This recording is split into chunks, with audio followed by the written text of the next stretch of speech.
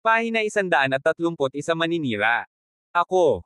Natigilan ang mukha ni Oscar sa mga sinabi, hindi niya inaasahan na itatanong ito ni Nico. Tumawa si Oscar at sinabing, Nico, may punto ka. Hindi madaling maging instructor, at napakahirap din nito, kaya makatwiran ang iyong kahilingan. How about this? I will discuss with Miss Martino to see how to set the salary allowance during your temporary instructor, how about that? Iyan ay labis na nagpapasalamat, ang balon ng subsidy ay hindi kailangang magbigay ng labis, ayon sa akin ay sapat na ang ilang 10,000 dolyar, nakangiting sabi ni Nico. Kay froze para sa isang sandali, medyo walang imak glared sa Nico, siya ngayon ay masyadong tamad na magsalita. Anyway, ito guys shots pa ay ang normal na mga tao ay hindi maaaring pumunta sa hulaan. Walang ibang magawa kaya tumayo si Nico at nagpaalam. Hindi pa nga siya kumakain, gutom na ang tiyan niya. Nang umalis si Nico, tumingin si kay Oscar at nagtanong, Mr. Wilson, may nakita ka ba? Hanggang ngayon, hindi mo pa rin alam ang background ng identity ng lalaking ito. Umiling si Oscar, sinabi, hindi ko rin alam ang kanyang pinagmulang pagkakakilanlan. Gayunpaman, nakikita ko na siya ay may panlalaking aura, at kalmado, isang uri ng katatagan tulad ng isang bundok na walong hangin na kalmado, ang gayong tao ay tiyak na hindi isang pool ng mga bagay.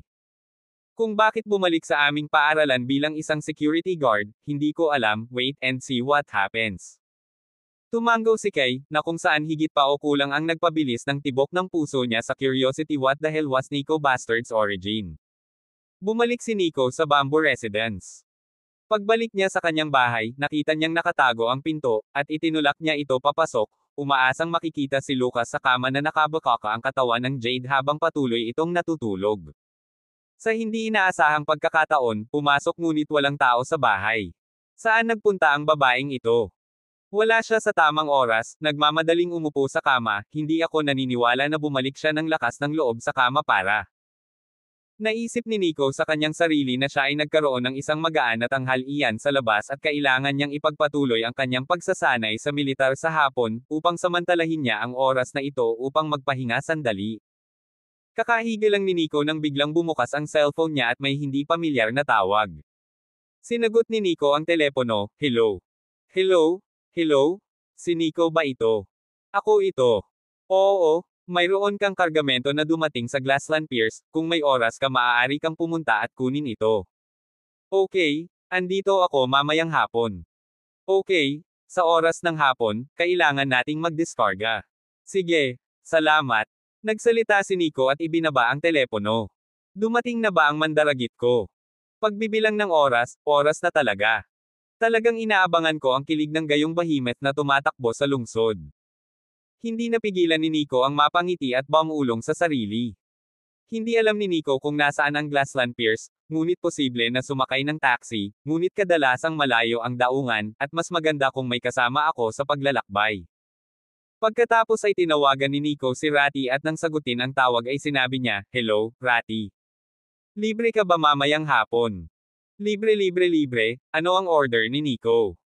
Kung libre ka, pumunta ka sa Oxford University ng ganito ng 5:30 PM, salubungin mo ako sa harap ng campus, at ihahatid mo ako sa Glassland Piers. Alam mo ang port na ito, tama ba? Siyempre alam ko, isa sa pinakamalaking port ng entry at exit trade sa bahaging ito ng Oxford. Ayos lang, magkita tayo mamayang hapon. Oo. Nang matapos ang tawag, ipinikit ni Nico ang kanyang mga mata at nagpahinga para ipagpatuloy ang kanyang pagsasanay sa militar sa hapon. Hapon. Bumaba ang papalubog na araw, na sumasalamin sa pulang dugo ng lupa. Tinapos ng mga batang babae ng unang plate ng ikatlong kumpanya ang mga gawain sa pagsasanay militar sa araw na iyon sa isang sipol. Ang bawat isa sa kanilang medyo kabataan na mukha ay pula, at bawat isa sa kanila ay sobrang init na sila ay bumuhos sa kristal na pawis. Ang buong proseso ng pagsasanay ay nakakapagod dahil ang mga kinakailangan ni Nico ay napakahigpit. Sa panahon ng militar pagsasanay Nico ay hindi ngumiti, lubhang seryoso at malamig, mayroong isang uri ng mapang-api aura ng kamahalan, ngunit din gumawa ng isang hilera ng mga batang babae sa pagsasanay ay lubhang nakatuon at nakatuon. Gayunpaman, sa pagitan ng mga sesyon ng pagsasanay, sinabi ni Nico sa kanila ang ilang mga kagiliw-giliw na kwento, tulad ng ilang mga kaugalian at mga tao sa iba't ibang bahagi ng mundo, na nagparamdam sa kanila na ang pagsasanay ay hindi nakakabagot. Ito ang gusto nila kay Nico, seryoso siya kapag dapat seryoso, pero relaxed kapag dapat relax at masaya. Pagkatapos ng pagsasanay, naglakad si Nico patungo sa labas ng paaralan. Tiningnan niya ang oras at nakita niyang 5:30 PM na pala, akala niya naghihintay na si Ratty sa labas ng gate ng school.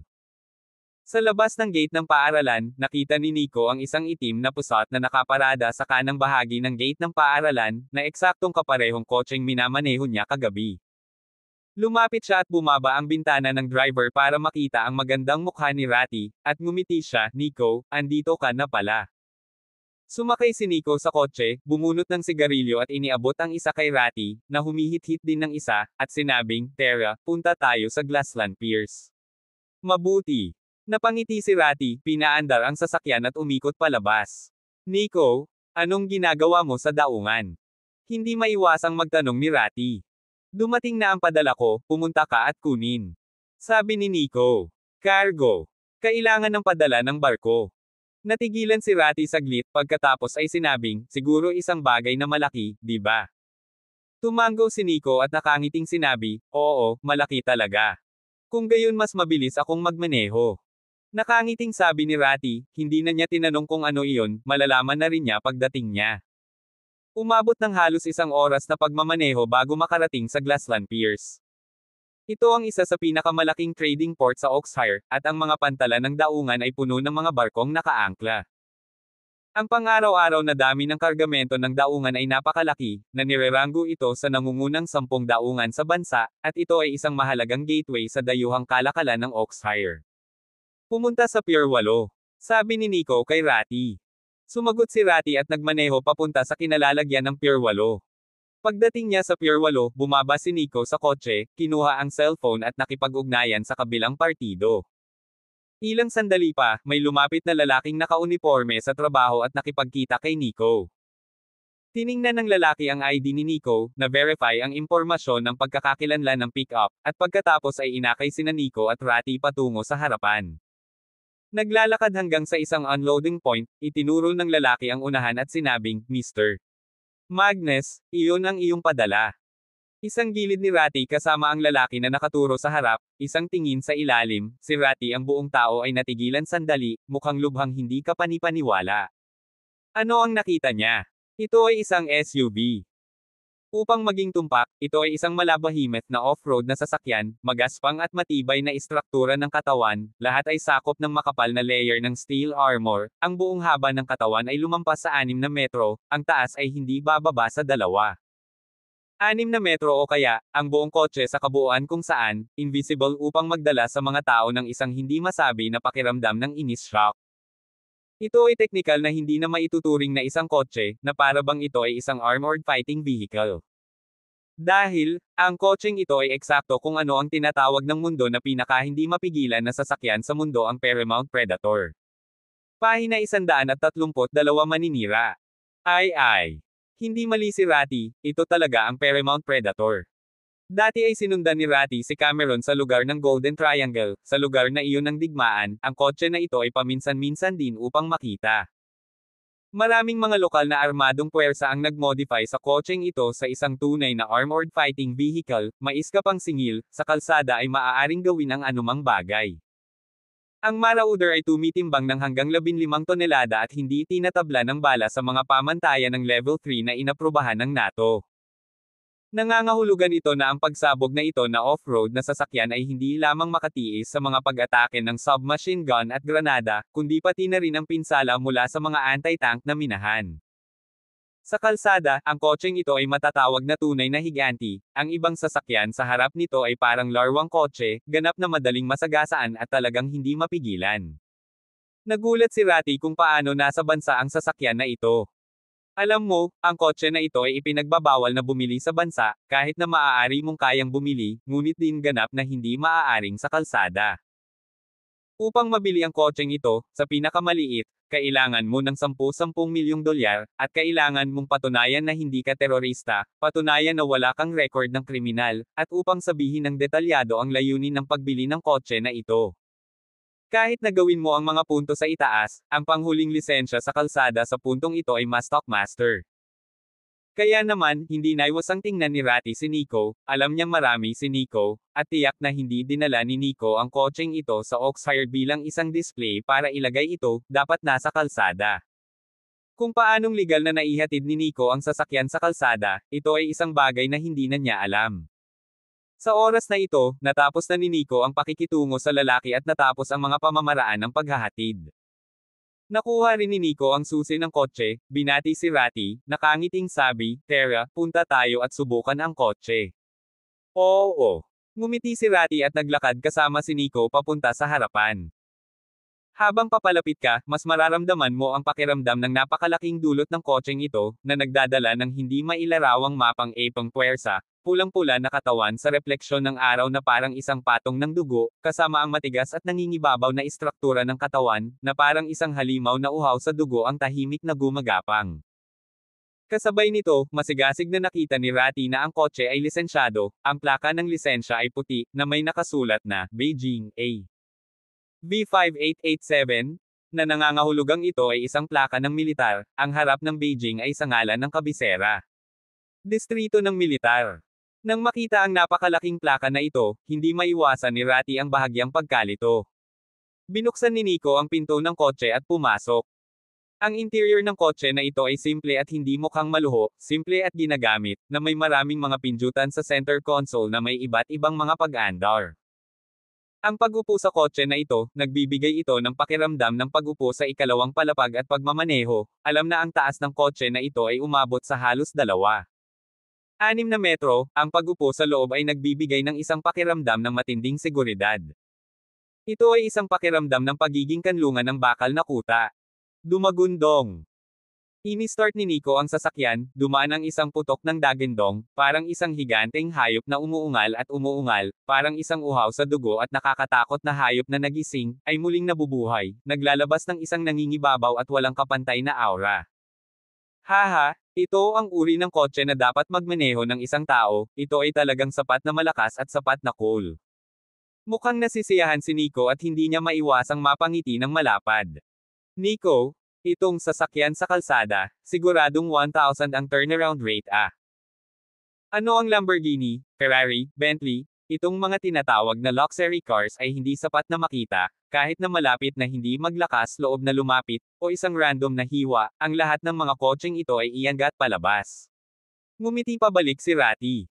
Naintindihan din niya kung bakit hindi humingi ng pusot si Nico nang sabihin niyang ibibigay niya ito sa kanya upang magmaneho kagabi. Napaghandaan na pala at hinintay ni Nico ang dambuhalang bomb-proof na off-road vehicle na ito na dumating at gamitin ito. Gaya ng sinabi ni Nico, ang kotseng ito, ngunit ang mga lalaking dugong bakal din ay kayang magmaneho ng kotse, kung hindi man ang isang mahinang tao na may ganitong kotse, tila masyadong awkward, ang uri ng momentum ay hindi kayang pamahalaan ang malaki at matigas na sasakyang ito. Nico, okay lang ba na i-drive mo itong sasakyan sa kalsada? May hihinto ba ang traffic police? Hindi maiwasang magtanong ni Ratty. Natatawang sabi ni Nico, bakit hindi pwede sa kalsada? Ang kotse ay may regular na plaka, kaya kung hindi ito maaaring nasa kalsada, bakit ko kukunin ang kotse dito? Ratty hemmed and hawed and said, si Nico pa rin ang may kakayahan. Maglakas loob akong sabihin na ito talaga ang unang Paramount Marauder na tumama sa kalsada sa bansang ito. Namula ang bibig ni Nico sa ngiti, at hindi nagkamali si Ratty sa sinabi nito. Ipinaalala rin nito kay Nico na noong nagpumilit siyang bumalik sa lungsod, nakipag-usap sa kanya si Old Mr. Pepper at tinanong siya kung ano ang gusto niyang gawin pagbalik niya mula sa militar. Nico sa Dragon Shade para sa maraming taon, hindi mabilang na mga oras ng buhay at kamatayan, hindi mabilang na beses para sa mga pagsisikap ng bansa, natitirang pagkumpleto ng isang hindi kapani-paniwalang misyon, kasama ng mga ito ay ang pinakamataas na antas ng SSS ay din ang pinakamapanganib na misyon. Sa mga nagawang militar ni Nico sa paglipas ng mga taon, masasabing basta ang salita ni Nico, maging ito man ay kapangyarihan, pera, babae ang lahat. Sa katunayan, ang Departamento ng Militar ay nagbigay kay Nico ng napakaraming parangal, napakarami kaya hindi alam ni Old Mr. Pepper kung ano ang ibibigay sa kanya. Kaya naman, nang gustong bumalik ni Nico sa lungsod, nagkaroon ng tanong na ito si Old Mr. Pepper. Gayunpaman, sa sorpresa ni Old Mr. Pepper, gusto lang ni Nico na maglibot sa Oxfire, na sapat na simple, gaano man kamahal ang kotse, maaaring magbigay si Old Mr. Pepper kay Nico ng isa. Ngunit gusto ni Nico ang Paramount Predator. Ang kotse na ito ay hindi pinapayagan na nasa kalsada sa loob ng bansa, at ang pamantayan ng kotse na ito ay karaniwang naabot ang pamantayan ng militar na mga sasakyang nakabaluti sa labas ng kalsada. Kaya, ang tanging paraan upang mapunta ang kotseng ito sa kalsada ay upang itugma ang mga plate ng militar at gawing sasakyang militar. Sa ganitong paraan, nagagawa nitong makarating sa kalsada. Gayunpaman, hindi totoo na lahat ay maaaring gawin ito hanggat sila ay nasa militar. Kung hindi para sa pambihirang, walang kapantay na mga tagumpay ng militar ni Nico, kahit na ang prestihiyo ng Old Mr. Pepper, ay hindi makapagbibigay sa kanya ng ganitong precedent. Sa huli, napagkasunduan ito ng mungkahi ni Old Mr. Pepper at sa pamamagitan ng mga talakayan sa distrito ng militar ng kabisera. Ang panig ng militar ay pumasok at kinuha ang kotse mula sa South Africa, na sinundan ng mga plate ng militar, at pinasok ang kotse sa sistema ng trapiko ng bansa, na ginawang legal ang kotse sa kalsada. Tara, balik muna tayo. Tumawa si Nico at tinapakan ang gas, at nagsimulang sumulong ang malaking halimaw na marauder. Hindi sa banggitin si Ratty, ang ilan sa mga tauhan malapit sa pantalan na ito ay nakita ang higanteng sasakyan na ito ay nagsimulang maglakad sa kalsada, ang lahat ay natigilan, hindi nila maisip ang kotse na ito sa lungsod sa kalsada, tiyak na nakakagulat ito. Ratty, babalik muna ako sa school. Ikaw naman. Babalik ka sa pagawaan ng Webbles. Tanong ni Nico. Sige, babalik muna ako sa loob ng pabrika. I'll contact you later if something comes up. Sabi ni Ratty. Mabuti. Tumango si Nico at huminto sa tabi ng pusat ni Ratty. Bumaba si Ratty sa sasakyan at bumalik sa kanyang pusat, nakatingin sa Predator sa tabi niya, nakaramdam siya ng sobrang kawalang halaga, naramdaman niya na ang kanyang sasakyan ay parang isang larwang kotse kung ihahambing. Pahina 133 Unang Diyosa ng Oxfire. Firtham Group. Isang limitadong edisyon na pulang Ferrari 455 ang mabilis na tumakbo patungo sa Firtham Group sa gitna ng mataas na tunog ng makina na iyon. Z. Huminto ang Ferrari na may lahat ng estilo at dignidad, bumukas ang pinto, lumabas sa sasakyan ang isang magandang bihis na binata, gwapo ang mukha, parang korona ang mukha, ngunit malabo ang daloy ng ugali ng babae. Ito ay walang iba kundi si Jayden, ang pinakabatang miyembro ng The Howard family. Bumaba si Jayden sa sasakyan at itinaas ang kanyang mga mata upang tingnan ang Firtham Group na nasa harapan niya, isang pahiwatig ng pagkaalab na bahagyang lumilitaw sa kaibuturan ng kanyang mga mata. Pumasok si Jayden sa Firtham Group, marahil dahil maraming beses na siyang pumunta sa Firtham Group, kaya nakilala siya ng receptionist sa lobby at sinigawan si Mr. Yang nang makita siyang pumasok. Magalang na tumango si Jayden at ngumiti, isang detalye na lagi niyang inaalagaan para ipakita ang kanyang pag-aayos. Pumasok si Jayden sa elevator at pinindot ang number button para sa 36th floor, at umakyat ang elevator at maya-maya tumigil. Lumabas si Jayden at naglakad sa pasilyo sa palapag na ito, sa kalaunan ay huminto sa harap ng isang opisina na may karatula na nagsasabing, Chairman's Office. Pagdating niya rito, halatang medyo excited ang mukha niya, at mas lalong nagliliyab ang dampi ng fervor deep in his eyes, huminga siya ng malalim, saka itinaas ang kamay at kumatok sa pinto. Sino ito? Ang isang maliit na loudspeaker sa pinto ng opisina ay dumating ang isang kamangha-manghang kaaya-ayang tunog tulad ng tunog ng isang phoenix na nabasag sa kunsyan. Sally, ako, ito, Jayden. Mr. Howard, parang wala akong appointment sa iyo, di ba? Sally, appointment lang ba kita makikita? Kagagaling ko lang sa capital at may kakausapin ako, pwede mo ba akong pasukin? Ibinuka ni Jayden ang kanyang bibig at nagtanong. Pagkatapos ng maikling katahimikan, ang kaaya-ayang boses ay umalingaw muli, mabuti, pagkatapos ay pumasok ka. Agad na tinulak ni Jayden ang pinto at tumangala si Sally, na kilala bilang unang diyosa ng Oxfire, na nakaupo sa kanyang upuan sa opisina na parang isang independenteng tao, at ang kakisigan at katahimikan na umaagos mula sa kanyang katawan ay hindi maiwasang maramdaman ng mga tao. Isang pag-iisip na makikita lamang mula sa malayo ngunit hindi malapit. Mr. Howard, ano ang maitutulong ko sa iyo? Nakaupo pa rin si Sally sa upuan, isang pares ng taglagas na tubig ang magagandang mata na kalmadong nakatingin kay Jaden na pumasok, ang napakagandang mukha ng Jade ay mukhang walang kaway-kaway din. Napatingin si Jaden kay Sally sa harapan niya at pakiramdam niya ay hindi siya mapapagod na tingnan siya. Isang buwan na siyang nasa kabisera at nakasama niya ang ilang nangungunang celebrity noong panahon niya roon, pero ngayong tumingin siya kay Sally, pakiramdam niya ay mga alitap-tap lang ang mga tinaguriang top celebrity na nakikipagkompetensya sa maliwanag na buwan kumpara kay Sally. At walang paghahambing sa lahat. Ang Sally na nasa harap mo ay nakasuot ng silver gray na propesyonal na damit, na nagpapakita ng tuyo at simpleng kapaligiran, mula sa kanyang katawan na nagmumula sa intelektual na kagandahan ay nakalalasing habang, parang ang makalangit na regalo ng isang magandang jade na mukha ay walang kapintasan at malinis, bilang kung ang isang snow lotus ay namumulaklak sa tuktok ng manyeb ng mga bundok, na nagpapakita ng isang natatanging kagandahan at kabanalan ng lubos. Saglit na nabighani si Jaden, naramdaman na lang na ang ganoong kagandang tao, dapat nasa langit, ay hindi dapat umiral sa mundo. Mr. Howard. Bahagyang nakakunot ang noo ni Sally Willow habang sumisigaw. Agad na bumalik sa katinoan si Jaden, itinuwid niya ang kanyang tingin at sinabing, Sally, I will be hosting a grand dinner party at the Buena Villa this evening, and I would appreciate if you could attend to participate then. Narito ang imbitasyon. Ngumiti si Jaden at naglagay ng napakagandang imbitasyon na may gold stampang sa ibabaw ng desk. Ngumuso si Sally at sinabing, salamat kay Mr. Howard sa imbitasyon. Gayunpaman, marami akong trabaho sa panahong ito, nakikipag-usap sa ilang mga proyekto, at naging abala ako, karaniwang nag-aaproba ng mga proyekto sa gabi. Kaya, natatakot lang ako na wala akong oras para sumali. Hindi na nagulat si Jaden sa magalang na pagtanggi ni Sally na parang inaasahan na.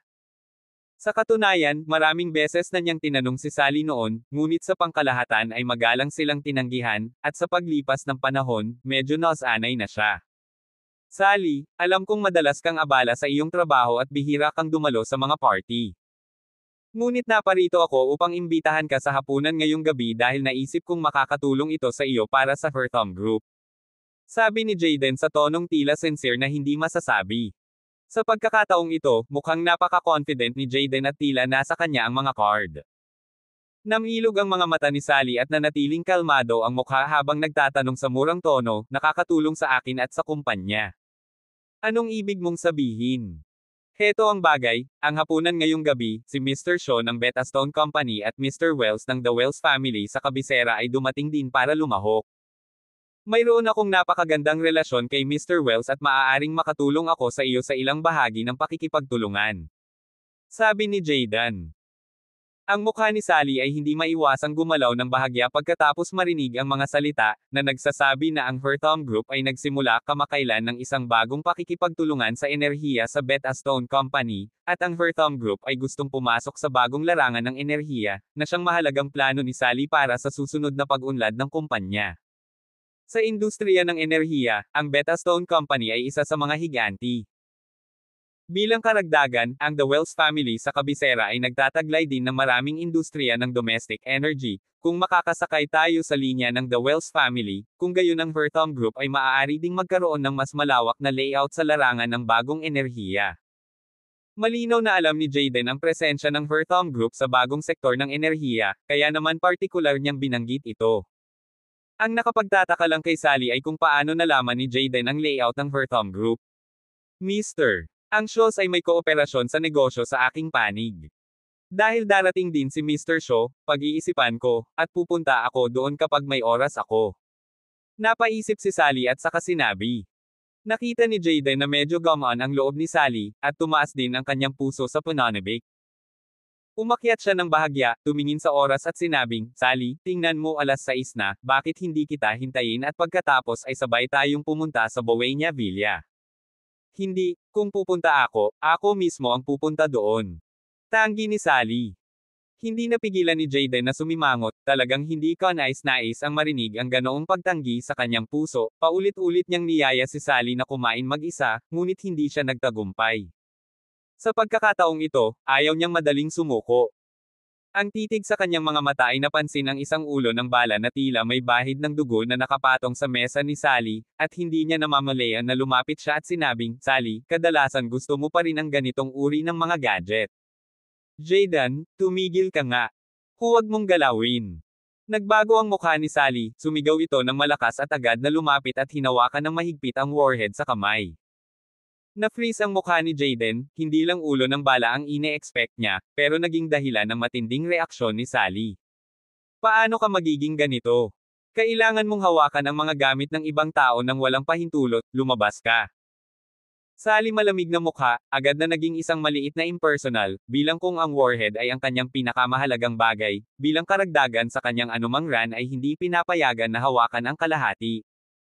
Halatang ginagalaw si Sally sa apoy, nag-uusok na mukha siyang malamig, may malamig na hininga, parang iceberg. Marahil iyon ang dahilan kung bakit siya tinawag na isang iceberg goddess.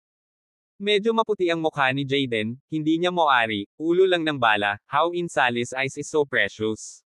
At gumawa pa ng paraan para magalit dito. Sa kanyang katayuan bilang pinakabata sa The Howard family, mayroon siyang kapangyarihan at pera, at maraming kababaihan ang sabi sa kanyang pabor. Hindi pa siya napagalitan ng ganito ng babae. Sa pag-iisip nito, hindi niya maiwasang mawala sa kanyang puso. Pero pinigilan ni Jayden ang sarili at hindi hinayaan ang sarili na magalit sa sinabi niya, I'm sorry, I was out of line just now. Tapos mauuna na ako. Huwag mong kalimutan ang handaan mamayang 8:00, hihintayin ko ang pagdating mo. Nagpaalam na si Jayden kay Sally at lumabas ng opisina ni Sally na parang nahihiya. Pagkalabas ni Jayden, bumangon si Sally at isinara ang pinto ng opisina, saka sumandal ang buo niyang likod sa pinto ng opisina, ang kanang kamay ay nakahawak pa rin sa ulo ng bala, ang pares ng magagandang mata na may tuldok-tuldok na parang tubig. Sa taglagas ay sumilay ng bakas ng alaala, hindi nakabukas ang kanyang sandalwood na bibig, hindi napigil ang bomb-ulong. Nasaan ka na?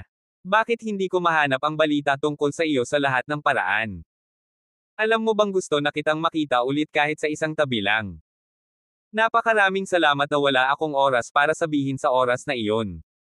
Bumalik sa kanyang isipan ang rainforest na puno ng krisis.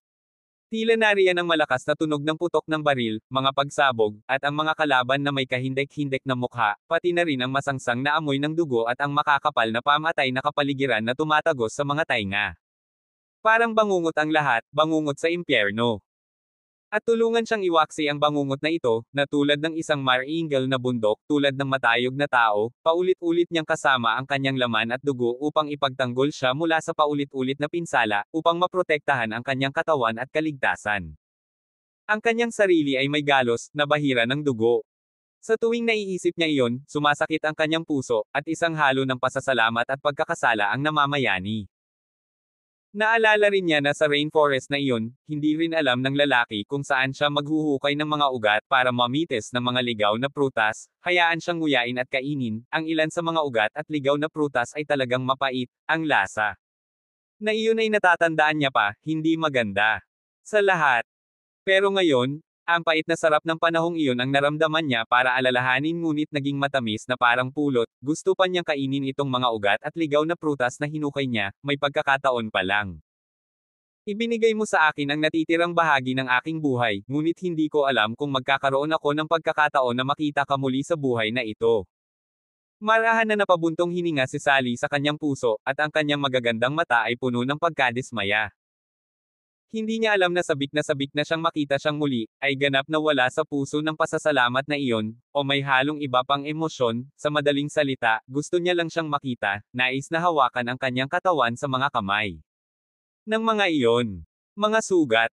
She has done her best to find out about this man, but unfortunately, so far it is still futile, walang balita. Kung may balita man sa kanya, kahit sa dulo ng mundo, hahabulin lang niya. Pahina 134 ang killing machine ay ngayon na. Dragon's Hall. Phew! Isang kotse ang bumalik, napakabilis, at sa wakas ay, humirit, sa harap ng lodge ng Dragon's Hall. Bumukas ang pinto ng sasakyan at lumabas ng sasakyan si Kim. Malungkot pa rin ang kanyang mukha, ngunit ang madilim na mukha ay may bahid ng pananabik at kagalakan, na para bang nagnakaw siya ng ilang mahalagang impormasyon. Mr. Wetmore, Mr. Wetmore. Sabay lakad ni Kim sa loob ng bilya, ibinukan niya ang kanyang bibig at sumigaw. Kim? Ano yon? Nasa lobby si Mr. Wetmore, at nang makita niyang nagmamadaling pumasok si Kim, nagtanong siya. Mabilis na lumapit si Kim kay Mr. Wetmore at sinabing, Mr. Wetmore, nalaman ng impormasyon tungkol sa batang babae na nakausap ni Nico sa Oakshire no. Isang middle school. Oh! Biglang kumislap ang mga mata ni Mr. Wetmore habang inilapag niya ang isang kopya ng panggabing papel sa kanyang kamay at nagtanong ng may malaking interes, sabihin sa amin kung ano mismo ang balita. Ang pangunahing negosyo ng kumpanya ay ang magbigay ng malawak na hanay ng mga produkto at serbisyo sa publiko. Ang batang lalaki na nakabangga kay Nico noong hapong iyon ay natunton din namin, ang kanyang pangalan ay Dennis Thompson, ngunit, nagsasalita tungkol sa ama ni Dennis Thompson na si Mr. Wetmore ay dapat ding marinig, ay ang boss ng Fluckards Group na si Maddox Thompson. Kaya ito ay anak ni Maddox, at ang kumpanya ni Maddox ay lubos na kilala sa Oakshire Real Estate Community. Sabi ni Mr. Wetmore. Nagpatuloy si Kim, nahanap namin si Dennis, at pagkatapos siyang tanungin, nalaman namin kung ano ang nangyari noong hapong iyon. May gusto pala itong si Dennis kay Cillian at ilang beses na siyang ginugulo. Nagkataon lang na nasagasaan siya ni Nico noong hapong iyon, at tinuruan siya ni Nico ng leksyon. Ayon kay Dennis, sinabi ni Nico na kapatid niya si Cillian. At tinawag nga ni Cillian na kapatid si Nico. Napaawang ang sulok ng bibig ni Mr. Wetmore sabay sabing, sinabi ni Nico na kapatid niya itong si Cillian. Magkaiba ang apelyido ng dalawa, so I guess hindi sila tunay na magkapatid. So, baka si Cillian ang adopted god sister ni Nico. Iyon lang ang paliwanag. Ibinuka ni Kim ang kanyang bibig at sinabing, at lahat ng mga palatandaan ay nagpapakita na si Nico ay labis na nagmamahal at nagmamalasakit sa kanyang kapatid na babae. Naimbestigahan na ba ang background ng pamilya ni Cillian? Tanong ni Mr. Wetmore. Naimbestigahan na, ordinaryong pamilya ito, at ordinaryong manggagawa lang ang mga magulang nito. Pero lumabas sa inimbestigahan na impormasyon na mayroon ding tunay na kapatid si Cillian, which is itong kapatid niyang ito ay wala sa Oakshire at matagal nang hindi bumabalik. Malamang nagtatrabaho sa labas ng bahay. Sabi ni Kim. Hindi sapat iyon para alalahanin. Hanggat itong si Nico ay may makakapitan sa Oakshire, saka nalantad ang kanyang kahinaan. Ngumisi si Mr. Wetmore at sinabing. Isang malamig na flash sa mga mata ni Kim, hininaan niya ang kanyang boses at nagtanong sa nakakatakot na tono, Mr. Wetmore, ano ang susunod na galaw? Sa ngayon, nagpadala ako ng isang tao para tambangan sa pasukan ng Oakshire no. Isang middle school at bantayan si Cillian. Itong si Nico na paulit-ulit na naprovoke, nawalan kami ng malaking pera. Si Dan at iba pang mga tao ay inalis na, ang Escarlate na casino ay tinatakan pa rin, kasama si Zane isang dosenang tao ang napatay, ay nagpawala sa amin ng maraming lakas. Itong si Nico, hindi natin siya maaalis. Ibinuka ni Mr. Wetmore ang kanyang bibig, at pagkatapos ay lumubog ang kanyang mga mata, nahayag ang makinang pamatay, at sinabi ang bawat salita, piliin ang araw kaysa sa bumagsak. Gamitin natin ang Cillian na ito bilang isang pambihirang tagumpay, kunin ang kanyang prenda, pilitin si Nico, magtakda ng isang killing trap at alisin siya ng isang beses at para sa lahat. Oo, Mr. Wetmore. Tumango si Kim. Malamig ang talas ng mga mata ni Mr. Wetmore, at nagpatuloy siya, walang puwang para sa pagkakamali sa operasyon ngayong gabi. Upang maiwasan ang anumang posibleng mangyari, ngayong gabi ikaw mismo, nangunguna sa 10 elite na eksperto, pumunta sa layout, ay dapat na walang palya. Mr. Wetmore, huwag kang mag-alala, kung kukuha ng pain si Nico ngayong gabi, patay na siya. Sabi ni Kim sa malalim na boses. Sige, hihintayin ko ang iyong magandang balita. Sabi ni Mr. Wetmore. Tumango si Kim, tumalikod siya, at sa sandaling lumingon, isang mapanglo at malamig na hangarin sa pagpatay ang lumaganap sa kanyang katawan, tulad ng isang makamandag na ahas na dumura sa sulat nito. Ang araw ay lumulubog sa kanluran. Ang kulay dugong paglubog ng araw ay magpapakita sa gabi ng araw sa kalangitan na isang pula, na nagpapakita ng isang kahangahangang tanawin ng isang nasusunog na kalangitan. Sa pasukan ng Oakshire University, ang mga mag-aaral ay dumarating at pumapasok ng 2 at 3, na may lakas ng kabataan, tumatawa at nagsasalita, naglalakad ng magkapares. Dumagundong. Sa oras na ito, isang umuungal na panginginig ng boses tulad ng isang higanteng hayop sa dagandong ng makina ay tunog mula sa malayo at malapit na dumaan at darating. Maraming mga tao ang naakit dito, at pagkatapos ay parehong nakita ng mga estudyante ng Oxford University at iba pang mga tao mula sa lahat ng antas ng pamumuhay sa labas ng unibersidad ang isang pulang-pula na SUV na isang dambuhalang sasakyan na nagmamaneho. Mabigat na katawan, matigas na hugis, mabangis na aura, nagmamaneho hanggang sa atensyon, ngunit hindi sinasadyang umiwas, na parang umiiwas sa bahan ng mga hayop. Para naman sa ilang dumaraan na sasakyan, nakikita ng mga may-ari ng sasakyan ang paparating na higanti, matagal ng humampas sa manibela sa malayo upang makaiwas, dahil medyo malapit, ang malaking puwang sa volume ay tiyak na hahayaan ang mga tao na makagawa ng matinding pang-aapi. Ang sasakyan ay walang iba kundi ang Paramount Marauder. Umupo si Nico sa kotse at pinaandar ang malaking SUV hanggang sa harap ng school. Agad na lumapit ang security guard sa entrance ng school at ibinaba ni Nico ang bintana at sinabing, "Ako na." "Nico, ito ang iyong sasakyan?" Tanong ng isang security guard sa gulat na boses. "Oo, kotse ko.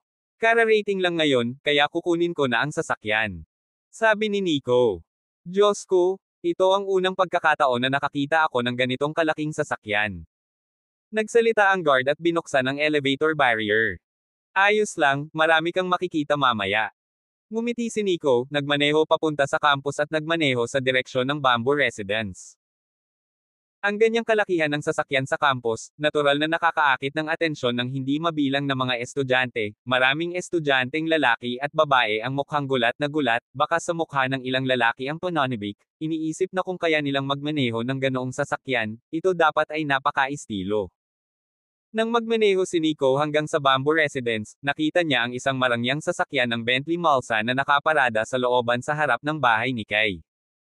Sa harap ng harapan ng sasakyan ay nakatayo ang isang binata na nakasot, hindi makita ang kanyang harapan, ngunit mula sa kanyang balingkinitang katawan at eleganteng kilos, hindi mahirap sabihin na ito ay isang tiyak na makapangyarihan at marangal na anak. Sa harap nitong binata ay walang iba kundi si Kay, at nag-uusap ang dalawa. Mahirap bang maging manliligaw sa magandang prinsipal?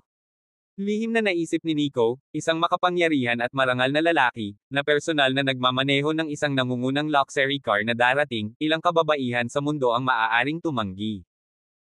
Nagpatuloy si Nico sa pagmamaneho patungo sa kanyang bakuran, mabuti na lang ay sapat na ang lapad ng bakuran upang ma-accommodate ang Paramount Marauder, kung hindi ay hindi malalaman ng sasakyan kung saan ito ilalagay sa kalsada.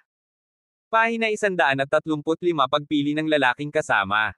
Hinatid ni Nico ang Marauder sa harapan ng kanyang bahay na walang intensyong makinig sa usapan ni Kay sa maningning na Ginoo. Ang problema ay magkatabi ang dalawang bahay at magkadugtong ang mga bakuran sa harapan, kaya mahina pa rin niyang narinig ang pag-uusap ng dalawa na lumilipad sa bintana ng kotse habang siya ay nagmamaneho. "Mr. Doyle, hindi ko naman talaga kailangan na samahan mo ako sa hapunan sa Buena Villa. Maraming salamat sa iyong kabutihan. Kay, tingnan mo nagmamaneho ako papunta dito, bakit hindi ka sumama?"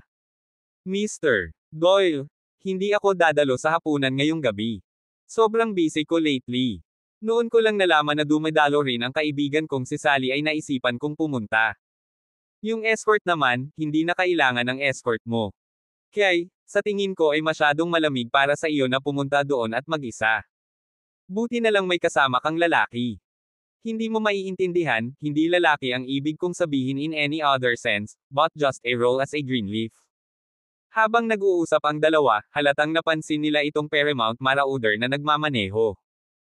Kaagad, si Kay at ang mga mata ni Mr. Doyle na iyon ay hindi maiwasang lumingon at makita itong matigas at napakalakas na pasabog na sasakyang off-road, ang kanilang mga mukha ay hindi maiwasang mag-freeze.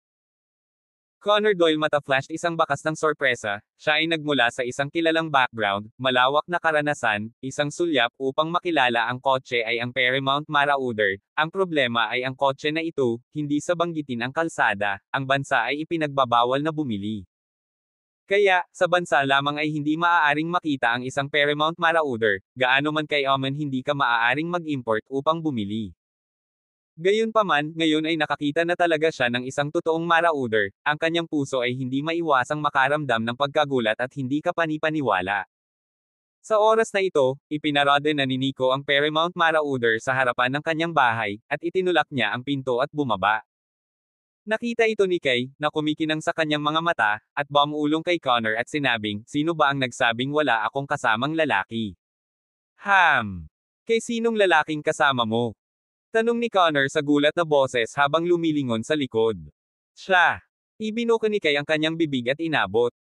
Bahagyang kumunat ang noo ni Connor, sinundan ng tingin ang direksyon ng kamay ni Kay at nakita si Nico na naglalakad patungo sa bahay sa kanan niya.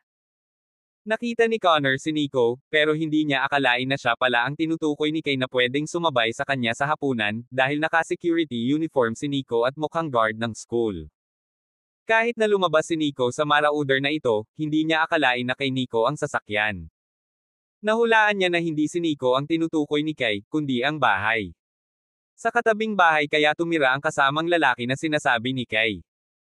Kahit na, naisip niya na dapat ang may-ari nitong Paramount Marauder ay ang taong nakatira sa bahay sa kanan, na tinatawag na kasamang lalaki ni Kay, di ba? Kay, posible bang nasa kwartong ito ang lalaking kasamang sinabi mo? Tanong ni Connor. Hindi ka ba nakakakita ng buhay na tao na ganito kalaki? Ibinuka ni Kay ang kanyang bibig, tinitigan niya si Nico na inilabas ang kanyang susi para buksan ang pinto at sinabing, "Nico, huwag kang magbibingi-bingihan, halika rito." OMG. Nico Hart na ikinalulungkot bituka ay magiging berde, dapat ay alam bago gumawa ng dalawang hakbang, isang maliit na mas maaga buksan ang pintuan upang dumulas pabalik sa kwarto pagkatapos isara ang pinto para sa good. Ito ay mabuti, ang kagandahan punong guro ng kalamidad na ito upang maiwasan ang silangan ay hindi maiiwasan. Natural na narinig ni Nico ang mga salita ni Kay, at nang makita niya sa gilid ng kanyang mga mata ang paglapit ni Kay sa kanya at idineklara na siya ang tinatawag na kasamang lalaki, nagbuhos siya ng pait sa kanyang puso. Kalokohang kasamang lalaki, halatang kalasag. Lumingon siya at tumingin, nakangiti, "So ito Miss Martino, anong gusto mo? Katatapos ko lang sa military training at hindi pa nga ako kumakain, gutom na ako." Ang mga salita ni Nico ay may malinaw na kahulugan, iyon ay, ako ay abala sa buong araw na walang oras upang kumain, walang mga bagay na dapat itulak sa aking ulo. Mauna ka na. Walang alinlangan na sabi ni Kay. Kinailangan ni Nico na lumakad na may matigas na pang-itaas na labi, na hinayaan si Kay na maging nangungunang boss niya. Medyo tulala talaga siya, nahuli nitong magandang principal na hindi magaling pero dapat hulihin para maging panangga. Ito ba ang kanyang paghihiganti? Oo, dapat naghihiganti siya. Naalala ni Nico ang nangyari noong tanghali, hindi ba't ipinatong lang nito ang kamay sa balikat niya at naglakad sandali? Anong malaking awa yan? Tinitigan ni Connor si Nico, at sa ngayon, alam na niyang si Nico ang tinutukoy ni Kay. This made him feel a sense of extreme absurdity. This is just a security guard, and Kay actually appointed him as his male companion. Ano ang espesyal sa security guard na ito? Hindi naman medyo gwapo, masculine ng konti. Medyo matangkad din, kalahating ulo ang taas sa sarili mo. Ngunit ano ang punto ng lahat ng ito? Walang paraan upang itago ang katotohanan na siya ay isang security guard. Kaya naman, tumingin si Connor kay Kay at sinabing, "Kay, kahit ayaw mong samahan kita sa dinner party, hindi mo naman kailangang humanap ng ganoong dahilan para tanggihan ako, di ba? Hinahayaan mo itong security guard na samahan ka sa dinner party." Ang huling mga salitang nagtatanong ay maaaring may malangis na paghamak. Kumunot ang noo ni Nico, ang malalim na titig niya kay Connor, at sinabing, "Miss Martino, sino itong mukhang tao? Bakit parang bully siya kapag ibinuka niya ang bibig niya para magsalita?" Ito si Connor, ang anak ng The Doyle family, at ang general manager ng aunt ko. Ipinakilala ni Kay ang boses. "Aunt ko." Nanlamig ang mukha ni Nico, at pagkatapos ay sumilay ang malamig na aura sa kaibuturan ng kanyang mga mata, naalala niyang binanggit sa kanya ni Lucas na may kaugnayan ang HM1 toxin sa aunt ko. At ang dalawang sundalo sa Dragon Shade ay namatay sa lason ng HM1. Itong lalaking nasa harap mo ay ang general manager ng aunt ko. Nakatuon ang mga mata ni Nico kay Connor, ang kabilang partido ay napakabata pa, mayaman at gwapo, Jade 3, lumalabas na sobrang elegante at pambihira, kaya ang gwapo at gininto ang lalaki ay natural na ang Prince Charming na tinukoy ng hindi mabilang na mga babae. Bahagyang nanlamig ang mga mata ni Connor, ngunit hindi ito sumiklab.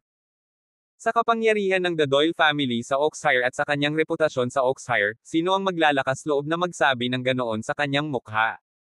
Miss Martino, hinahanap ka ba nitong si Connor? Tingin ko ay pinagnanasaan niya ang iyong kagandahan, at hinahabol ka niya hanggang sa iyong pintuan, tama ba? Para harapin ang ganyang bastos, ako bilang security ng paaralan ay dapat tumayo at itapon siya. Seryosong sabi ni Nico. Sino ka? How dare you talk to me ng ganyan? Galit na galit si Connor, ang pagpapatawad sa kanyang konotasyon ay mabuti, marinig ang gayong mga salita ay hindi rin maiiwasang nagpakilos ng galit. Anak siya ng The Doyle family at itinataboy lang niya ang sarili niya. Maaaring hindi ako kahit ano, ngunit ang palayasin ka ay magagawa pa rin.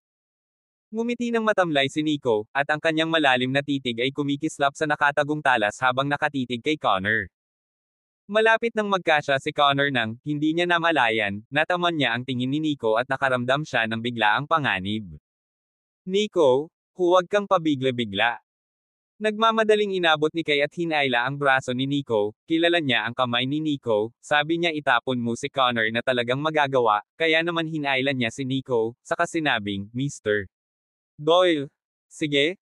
Kung pupunta ako sa dinner ngayong gabi, may kasama na akong lalaki. Kay, sinusugal mo ba ako? Security guard lang siya. Anong problema ng mga security guard? Ang mga security guard ba ay hindi tao sa iyong paningin? Hindi ba sila makakadalo sa hapunan sa Bowenia Villa? Kay, hindi ko naman sinasadya. Kaya lang, ito lang. Bamuka ang bibig ni Connor, tumingin siya kay Nico at hindi niya talaga maintindihan kung bakit mas pipiliin ni Kay ang ibang lalaki bilang lalaking kasama kaysa sa sarili niya. Sa huli, umalis pa rin si Connor na may bakal na mukha, nagmamaneho palayo sa kanyang mamahaling kotse, maliban sa pag-alis niya, ang kanyang mga mata ay kumislap sa malamig na makinang pangpatay ng matinding kabaliwan. Isang security guard, how dare you disrespect me, talagang naiinip kang mabuhay, tapos gagamutin kita.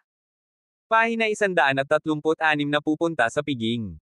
Napatingin si Nico sa direksyon ng Bentley Malsa na nasa malayo, at tahimik na kumislap ang lamig sa kaibuturan ng kanyang mga mata. Ang anak ng Doyle family, ang general manager ng aunt ko. Siya ay hindi kailanman nagkaroon ng anumang interes sa isang batang pamilya, ngunit ang katayuan ni Connor bilang pangkalahatang tagapamahala ng aunt ko ay pumukaw sa kanyang interes. May kaugnayan ba talaga ang aunt ko sa HM1 toxin? Kung may kaugnayan man ito, hinding-hindi siya basta-basta magpapatawad, ang tanging utang sa dugo ay kayang bayaran ng dugo. Ang mga mandirigma ng Dragon Shade ay tahimik na nag-aambag sa bansa, para sa bansang ipinanganak upang mamatay, at hindi alam kung gaano karaming beses na isakatuparan ang mga classified na misyon, ngunit hindi rin alam kung gaano karaming beses upang sugpuin ang dayuhang katangahan na darating upang saktan ang mga puwersang terorista. Kaya, sa likod ng mapayapa at matatag na kapaligiran sa lungsod, ay ang dugo ng hindi mabilang na mga sundalo upang ipagtanggol na darating. Ngunit may mga tao sa bansa na gumagamit ng mga lason na binuo upang makipagtulungan sa mga puwersa ng madilim na mundo sa labas ng bansa upang brutalize ang mga mandirigma sa bansa. Ito lamang ang gumagawa ng kanyang krimen na hindi mapapatawad at nararapat na patayin. Nang makaalis si Connor, tumalikod na rin si Nico, handa nang bumalik sa kanyang bahay. Sigaw ni Kay matapos makita ito, Nico, saan ka pupunta? Di ba sabi ko samahan mo ako sa handaan? Ngumiti si Nico at sinabing, Miss Martino, tinawag mo ako ngayon lang para iligtas ang araw at hayaan mo akong maging isang kalasag para minsang tanggayan ang lalaking iyon na napakataas ng tingin sa sarili. Now that my purpose is accomplished and my mission is complete, babalik na ako syempre sa bahay. Medyo nahihiya ang mukha ni Kay, tinawag niya si Nico, talagang may balak siyang gamitin si Nico bilang panangga, pero totoo rin ang sinabi niya, umikot siya at sinabing, I admit, I did want to send Connor away through you. Pero nung sinabi kong gusto kitang samahan sa party, sinadya ko. Ito ay hindi isang perfunctory act. I'm sure na kung mag-isa akong pupunta, lagot na naman siya sa akin, gusto mo bang makita iyon? Ang komentong ito ay talagang nagtulak kay Nico sa isang dilema. Kung sasabihin mong ayaw mo, hindi ba't indirectly ipakita na may malasakit ka sa beauty principal? Kung sasabihin mong oo, kung gayon sa mga mata ng punong guro ng kagandahan, hindi ka lalabas na walang pakiramdam at hindi matuwid at pinaghihinalaan na inabandona siya. Kita mo naman, sa tanghali din sa ibang taong nakahook up, ang paglingon ng mata ay nakasalubong ang nangyari, pagkatapos ay ibinaling ang kabilang pisngi. Hindi naman talaga style ni Nico ang magbagsak ng tulay. Dahil ito ay isang piging, dapat mayroong maraming masarap na pagkain dito, tama ba? Nakangiting tanong ni Nico matapos itong isipin. Sigurado yan. Nagkataon na nagugutom ako, at mukhang magandang gamitin ang pagkakataong ito para kumain ng malaking pagkain. Kung ganoon bakit nakatayo ka pa? Sumakay ka na sa kotse. Hindi pa nga ako nakakaligo, hindi ba dapat maliligo ako o ano? Medyo nahihiyang sabi ni Nico. Tiningnan ni Kay ang oras at sinabing, huli na ang lahat para hintayin kang matapos sa pagligo. Kalimutan mo na yan, huwag ka na maligo, at hindi mo na kailangang magpalit ng damit, go lang. Basta nakasuot ng security uniform na ganyan. Tanong ni Nico. Pinandilatan siya ni Kay at sinabing, ano? Mababa rin ba ang tingin mo sa security uniform na suot mo? Ano ang mali sa mga uniforme ng seguridad? Sa tingin ko ay maganda ka rito, mas makinis kaysa sa isang makamundong lalaki na nakasot. Nag-aalala lang ako na mahayla ka pababa. Sabi ni Nico. Ang pagkakakilanlan ng isang tao ay hindi natutukoy sa pamamagitan ng maliwanag at magandang hitsura at pananamit, ngunit sa pamamagitan ng kanilang sariling kakayahan at pag-aaral na magpumiglas hakbang-hakbang upang makuha. Nakatutok ang mga mata ni kay Nico at sinabi niya. Ngumiti si Nico at sinabing, may point si Miss Martino. Saka sumakay sa kotse ko. Ako ang magdadrive at ikaw ang magtuturo ng daan. Sasakyan mo. Natigilan si Kay at hindi maiwasang mapatingin sa mukhang matigas at masungit na Paramount Marauder na nakaparada sa harap ng bahay ni Nico. Oo, dahil ikaw ang kadate ko. Nakangiti si Nico habang naglalakad patungo sa Mandaragit. Agad na naramdaman ni Kay ang isang kaunting kahangahangang pakiramdam, pumunta sa piging sa napakalaking at dambuhalang kotse, anong uri ng sensasyon ang aidudulot nito? Ito ay hindi maisip ngayon. Kapag ang ganitong sasakyan ay nasa kalsada, ang tanging karanasan ay ang view ng mga bundok, tama. Matapos bumalik sa kanyang katinoan, naalala rin niya ang mga sinabi ni Nico kanina, at hindi niya maiwasang makaramdam ng kaunting galit at katuwaan, hindi na idiniin ng lalaking ito ang kanyang dignidad bilang lalaki. Bigyang diin na siya ang kanyang kasamang babae, na tila siya ang iniimbitahan sa piging ngayong gabi, at sinasamahan lang siya nito sa piging. Masyadong matangkad ang Marauder, kaya pagkabukas ng pinto ng pasahero, kinailangan ni Nico na hawakan si Kay, dahilan para makatapak siya sa mga pedal ng sasakyan at makaupo. Sumakay din si Nico sa kotse, pinaandar niya ang kotse, isang hakbang sa pedal ng gas, ang Mandaragit ay isang pagsabog ng dumadagendong na tunog ng makina, ang pag-alis nito. Ito ang sasakyan mo. Kailan mo ito binili? Napakalaking sasakyan, pwede ba talaga sa kalsada? Hindi naiwasang magtanong ni Kay pagkaupo sa kotse, dahil sa pagkaupo sa napakalaking sasakyan, iba pa rin talaga ang tanawin sa harap niya at bukas na bukas. Hindi naman talaga pambili, kumbaga, bagay sa akin. Ngayon lang dumating, kaya pinuntahan ko ito. Sabi ni Nico. Nagkatugma. Gulat na gulat ang mukha ni Kay at parang hindi makapaniwala. Hindi niya maisip kung anong uri ng tao ang maaaring magbigay kay Nico ng gayong behemoth na gagamitin bilang paraan ng transportasyon. Oo, matching. Paano pa ako makakayang makakuha ng ganoong sasakyan dito? Natatawang sabi ni Nico. Tumango si Kay habang binibigyan niya ng direksyon si Nico at nagmaneho sa direksyon ng Buena Villa, ang venue para sa party ngayong gabi. Buena Villa. Malapit ng mag-alas 8, hinatid ni Nico ang Marauder sa Buena Villa. Nang makita ng mga security guard ng Buena Villa ang naturang sasakyan na dumaan, lahat sila ay naging alerto agad, at ang ilan sa kanila ay gustong tumawag agad ng pulis. Kung tutuusin, ang pagtingin sa napakalaking sasakyan na dumadaan, ang mapang-ipong puwersang iyon ay sadyang nakakatakot at nakakasakal. Kaya't pagkatapos na makita ng mga security guard na ito ang isang kotse na puno ng panganib na dumaan, hindi nila namamalayan na lumapit ito upang harangin. Itong Ginoo, ito ay isang pribadong mountain resort, maaari ko bang tanungin kung ano ang iyong ginagawa? Ibinuka ng isang security guard ang kanyang bibig, ang kanyang mukha ay tense gaya ng dati.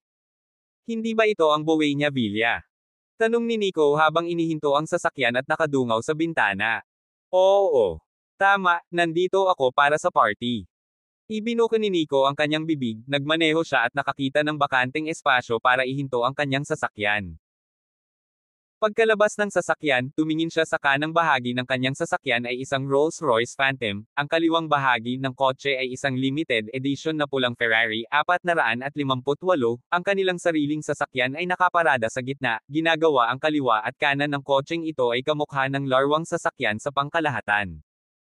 Ang Ferrari, sa partikular, ay mukhang hindi kapani-paniwalang maliit, hindi man kasing taas ng isang gulong ng Predator. Ito ang pinakamahusay na paraan upang ipakita ang estilo. Itinulak ni Nico ang pinto ng kotse at bumaba, umikot sa passenger seat, at binuhat si Kay. Lumapit si Kay at natural na hinawakan ang braso ni Nico at naglakad patungo sa loob ng Bohemia Villa. Isang red carpet ang nakaunat sa loob ng Bohemia Villa, at sa bakanan ng lodge, isang gwapong binata na naka-white suit ang bumati sa mga bisita, at si Jaden iyon. Si Jaden, bilang host ng hapunan ngayong gabi, ay natural na kailangang tanggapin ang mga bisitang dumating. Nang umakbay si Kay kasama si Nico sa kanyang braso, ang kanyang gwapo ngunit feminine looking na mukha ay may nakasulat na tandang padamdam. Natural na kilala niya si Kay, pero sino ang lalaking katabi ni Kay? How dare you be a security guard? Huwag mong sabihin na itong lalaking naka-security uniform ay lalaking kasama ni Kay. Kung hindi ay talagang katawa-tawa. Sa reputasyon ni Kay sa burst dress, nagkaroon ng patuloy na daloy ng mga manliligaw, kabilang ang anak ng The Doyle family, na alam niyang palaging nagmamahal kay Kay. Anyway, hindi naman ang security guard ang magiging kasama ni Kay, di ba? Ano ang nangyayari dito? Pahina 137 isang buong bahay ang namangha.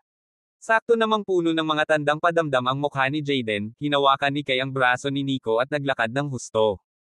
Mr. Howard, maraming salamat sa imbitasyon na pumunta sa piging ngayong gabi. Nakangiting sabi ni Kay. Bumalik sa katinoan si Jaden at sinabi niyang napakagalang ni Miss Martino. I wonder kung sino ito. Siya ang kadate ko na si Nico, sabi ni Kay, at pagkatapos ay pumasok siya sa Bohemia Villa kasama si Nico sa kanyang braso. Date ba talaga ni Kay? Baliw talaga ang mundong ito, naghahanap ng security guard bilang kasamang lalaki. Teka, ano yung sinabi ni Kay? Ang pangalan ng lalaking ito ay Nico. Kumulog ang isipan ni Jaden, nang marinig niyang sinabi ni Kay na ang security guard na ito ay kaparehan niyang lalaki, una siyang nagulat at namangha, ngunit hindi nagtagal ay napabalikwas agad siya ng pangalang Nico. Nico, o isang security guard. Siya iyon, ang gustong tanggalin ni George. Agad na nag-react si Jaden sa narinig, bahagyang nanliit ang titig sa kanyang mga mata, at isang malamig na aura ang sumilay sa kaibuturan ng kanyang mga mata. Upang matulungan si George, nilapitan niya si Mr. Wetmore at hiniling kay Mr. Wetmore na kumilos, ngunit sa nakuha niyang impormasyon, tila nabigo ang panig ni Mr. Wetmore na kumilos. Dahil dito, hindi siya nasisiyahan, at nangako rin si Mr. Wetmore's side na magpapatuloy siya sa pagkilos hanggang sa mawala si Nico sa Oxfire. Hindi talaga inaasahan ni Jaden na mamayang gabi lang, susulpot si Nico sa isang private dinner na ino-host niya. Kung alam niya noon pa na ang kabilang partido ay si Nico, nakagawa siya ng paraan para hindi makapasok si Nico sa Bohemia Villa. Pagkatapos ng lahat, ito ay isang salo-salo sa hapunan na siya ay nag-host, at siya ang host ng salo-salo sa hapunan, at palaging may paraan upang mapanatili ang isang taong hindi niya tinatanggap sa loob. Ngayong pinangunahan na ni Kay si Nico sa loob ng venue ng lodge, magiging mas mababa ang loob niya na pumunta at itaboy ang mga tao.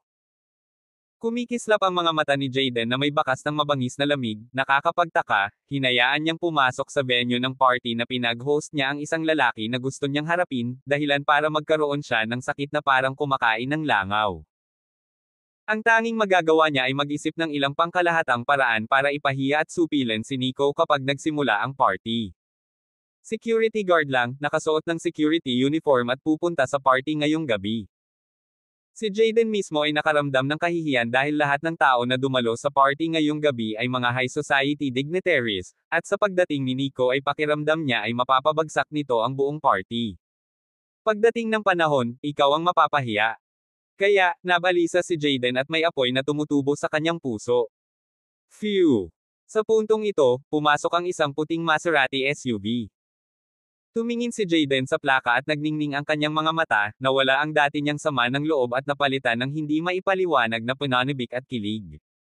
Kasi, nandito ang Diyosa ng puso niya. Kabisado na ni Sally, ang Diyos ang sinasamba niya sa kanyang puso, ang plate number ng sasakyan na kanyang minamaneho.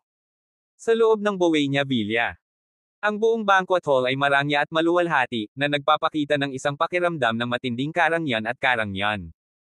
Marami ng mga panauhin ang dumating sa bulwagan ng piging, mga lalaki at babae, na nagtitipon. Ang mga lalaking panauhin ay lahat ay nakasuot, matikas, puno ng dignidad, isang hanay ng mga piling tao ng mataas na lipunan. Mga babaeng panauhin na nakasuot ng sari-saring damit, nakasuot ng sari-saring bulaklak, nagpapakita ng kagandahan, nagpapakita ng grupo ng mga kababaihang nag-aagawan sa kagandahan. Napatulala ang mga bisita sa venue nang makita nilang papasok si Kay kasama si Nico sa braso. Kumalat ang reputasyon ni Kay sa buong Oxfire, kaya nakilala siya ng lahat ng bisita sa kwarto bilang sikat na beauty principal, pero sino ang security guard na hawak niya? Nakasuot ng uniformeng pangseguridad, hindi ba dapat nakatayo sa labas ng venue para mapanatili ang kaayusan? Paano ka pumasok? At, si Kay mismo ang nagabot para hawakan ito, nakakaloka. Hindi ba ito ang beauty principal na sikat sa kanyang kagandahan? Oo, siya yun. Ang ganyang Kay nahuhulog na poster napaka-elegante at hindi kinaugalian na ugali, sino kaya kung hindi Kay? Sino yung security guard na katabi niya? Bakit niya hawak ang braso niya? Nakikita ko ba ang mga bagay sa aking mga mata? I was hoping it was a blink of an eye, too. Ngunit ang katotohanan ay ang katotohanan, at iniisip ko kung mahirap bang paniwalaan na pinilipit ni Kay ang kanyang binti o ano, kaya kailangan niyang tulungan itong security guard na pumasok. Kahit na, ang gulong ay hindi ang turn ng security guard na ito Iniisip ko kung itong security guard ay lalaking kasama ni Kay, di ba? Hindi napigilan ng isang Ginoo na magsalita. Hindi pwede ito. Ang isang security guard ay isang security guard lamang, at siya ay kwalipikado na maging kasamang lalaki ni Kay. Tapos ano tayo? Agad na sinagot ng maraming tao ang sinabi ng Ginoo.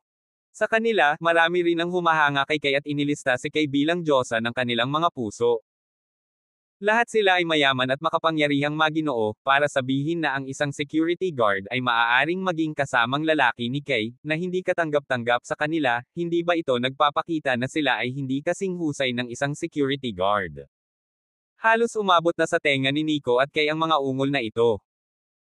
Kay hindi pinansin at hindi nakaramdam ng kahihiyan, ang kanyang malinis bilang Jade na kamamanghang Jade mukha pa rin tumingin kalmado, siya ay hindi isang babae na pag-ibig vanity, siya ay mature at matinong, kaya ay hindi pag-aalaga tungkol sa mga naturang remarks. Sa halip medyo nag-aalala siya kay Nico, natatakot na hindi mapahiya o mas mababa pa si Nico kapag narinig niya ang gayong mga pangungusap at nasa ganoong kapaligiran. Sa sandaling iyon, ibinoling niya ang kanyang mga mata upang tingnan si Nico, at sa isang tingin ay medyo nagulat siya. Nakita niya ang mukha ni Nico gaya ng dati, isang maangin na mukha, sa pagkakataong ito ay natural na siyang nagpapakita ng isang prangka at self-contained, spoiled na kulay, sa mga matataas na lipunang ito na nagtitipon sa larangan ng piging, hindi niya ikinahihiya ang kanyang sarili, ngunit isang mabait. Nang hindi maipaliwanag na pagtitiwala. Tila ang napakalaking banqueting ground na ito ay walang iba kundi ang kanyang back patio, at siya ay naglalakad ng walang ginagawa. Gayunpaman, napansin ni Kay na ang mga mata ng lalaking ito ay hindi tapat, paminsan-minsan, sa mga babaeng panauhin sa silid ng piging, tulad ng isang silid ng piging, ang pagtitipon ng mga magagandang babae ay talagang hindi kakaunti. Kahit papaano, matapos itong mapansin, nakaramdam ng galit si Kay nang walang dahilan at naisip niya sa sarili, ano ang makikita sa mga babaeng ito.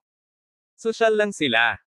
Nico ay talagang hindi alam Kay's thoughts, siya lang nararamdaman na ang banquet field sa isang ito beauty bihis, kaya sexy, kung ano ang low-cut backless evening dresses ay magagamit, na may hawak na isang aesthetic titig din hindi nakakapinsala upang tumingin sa balon. At saka, mataas talaga ang quality ng mga babae dito, all of them are extremely beautiful, they have a look, to the body halos lahat mahaba ang legs, bibewang at puwitan, masama ang katawan. Siya ay may ilang mga pagdududa kung ito ay isang pribadong piging o isang pag-iral na katulad ng kapistahan ng Haitian. Tungkol naman sa mga komentong iyon sa gilid, talagang hindi niya ito isinasapuso, not to mention ang pagsusuot ng security uniform, kahit naka-shorts ito na may tank top, hindi rin niya mababago ang mukha. Kay, ikaw pala, matagal na. Sa oras na ito, isang euphonious at kaaya-aya at isang pahiwatig ng tamad at kaakit-akit na boses ay nagmula sa gilid.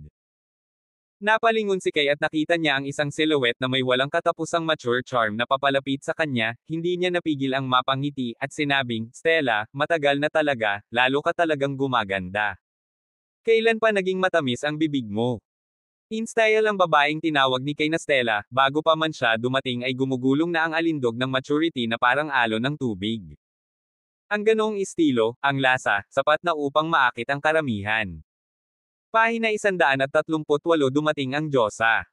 Dumarating ang mabangong simoy ng hangin at nagpapakilig sa puso. Hindi rin napigilan ni Nico na lumingon sa babaeng naglalakad para makita, sa isang sulyap, pinatawad sa matagal na karanasan sa pag-ibig at katigasan ng loob, hindi rin maiwasang matarante ng kaunti, bigla na lang siyang nakaramdam. Pakiramdam ng init. Ang babae sa harap mo ay naglalakad sa lasa ng estilo, ay nagagawang hindi nakikita ang puso ng sinumang lalaki na tinatawag na pagnanais ng mga heartstrings na titillate at pataas. Si Nico ay bumalik sa kanyang katinoan sa susunod na segundo, hindi siya bata, bilang Dragon Emperor, ang kanyang sariling kalooban ay matagal nang dumaan sa 1,000 mga pagpipino, upang sabihin na may mga kababaihan sa mundong ito na may kagandahan ay maaaring makagambala sa kanyang isip, ito ay talagang isang bangungot. Sa pagitan pa lang ay lumapit na rin ang mature na babae na ito na nakangiti ng nakakuloko at maganda.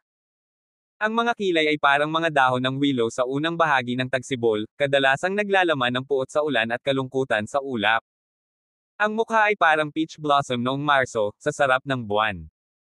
Ang payat na baywang ay payat, pinipigilan ng lunok na tamad na warbler matamlay. Ang bunganga ng sandalwood ay magaan, na umaakit sa bubuyog na ligaw na paru-paro. Si Nico ay nakakita ng maraming mature na kababaihan, ngunit hinog ng husto, hinog na may napakaraming estilo, ay talagang unang pagkakataon na makita. Sa katunayan, ang babaeng ito sa reputasyon ng Oxfire ay napakalaki, may napakaraming kasaysayan, dahil mayroon siyang 1,000 alindog upang maakit ang mga tao, ngunit maglakas loob na matamaan ang kanyang ideya ng ilang tao lamang. Pagdating sa babaeng ito, ang katagang pumapasok sa isipan ng mga nakakakilala sa kanya sa Oxfire. Si Stella Hudson, ang kaakit-akit na Stella Hudson, ay may payat na katawan at isang mabangong jade. Siya si Stella Hudson. Nico, kakausapin ko si Stella ng ilang minuto, para makapaglibot ka na sa venue. Pero huwag kang lalayo. Sabi ni Kay kay Nico. Tumango si Nico at sinabing, good. Matamis na ngumiti si Stella habang sinulyapan si Nico at sinabing, Kay, bakit mo pinapaalis ang date mo kung nandito ako? Natatakot ka bang magnakaw ako? Stella, huwag mo lang akong sanjitin. Natawa si Kay. Bahagyang ngumiti si Nico at sinabing, nagkataon lang na tumitingin ako sa paligid at nagmulat ng aking mga mata. Miss Martino, babalikan kita mamaya. Sabi ni Nico, napalingon siya sa ibang lugar, nakikita niyang may mga bagay na dapat kausapin si Kay kay Stella, hindi siya magaling sa tabi. Ang titig sa mga mata ni Stella, kung meron man, ay sumulyap sa likuran ni Nico, at tila kumikislap sa kaibuturan ng kanyang mga mata ang isang pahiwatig ng pagpapahalaga. Nakita na niya ang lahat ng uri ng mga lalaki, ngunit ito ang unang pagkakataon na nakakita siya ng isang lalaki na pumunta sa isang piging na nakauniforme ng seguridad. At nakikita niya na ang lalaki ay walang kahit na katiting na intensyon na mapahiya sa kanyang sarili, ngunit sa halip ay lumilitaw na layaw at kalmado, na palaging nagpapakita ng isang malakas na tiwala sa sarili. Lalo na ang pares ng malabitoin na malalim na titig, ang pares na ito ng titig na tumingin sa kanya, ang tanging kalmado at mura, ngunit nagpapakita rin ng isang hayaang makita ng mga tao ang malalim. Ito ay napakabihirang, dahil sa impresyon ni Stella, sinumang lalaki na makakakita sa kanya sa unang pagkakataon ay magkakaroon ng higit o mas kaunting pagnanasa sa kanyang mga mata. Gayunpaman, hindi ginawa ng lalaking ito. Batay dito lamang, naramdaman ni Stella na ang lalaking ito ay higit na mas mahusay kaysa sa marami sa mababaw na magiliw na mga lalaking nakasot sa party. Kay, boyfriend mo siya, ha? Oo. Nakakagulat din ba si Stella? More or less ang aksidente. Ito ay limitado lamang sa unang pagkakataon na nakita ko ang isang lalaking lumapit na nakauniforme ng seguridad. Baka security guard siya. Wala ka bang oras na magpalit ng damit pang trabaho noong dinala mo siya rito? Si Stella talaga, matalas ang mata. Isa siyang security guard sa Oxfire University. Pero huwag mong personal na si Stella, hindi ako ganoon ka-level sa kanya. Natural, hindi ko masyadong iisipin ito, ngunit hindi nito mapipigilan ang iba na mag-isip tungkol dito. Stella Jade face light smile. Si Kay, gayunpaman, ay walang pakialam at sinabing, wala sa aking mga kamay iyon. Stella, kakausapin lang sana kita tungkol sa isang bagay. Naglakad-lakad si Nico at nakita ang isang waiter na papalapit, tumawag siya sa kabilang side para magdala ng isang basong champagne. Itong kapatid, bakit ka tumakbong security guard? Hindi ba dapat nasa labas ka ng duty? Bilisan mo at lumabas ka, huwag kang makita ni Mr. Howard, baka matanggal ka sa trabaho. Magiliw na sabi ng waiter. Dude, nandito ako para sa hapunan.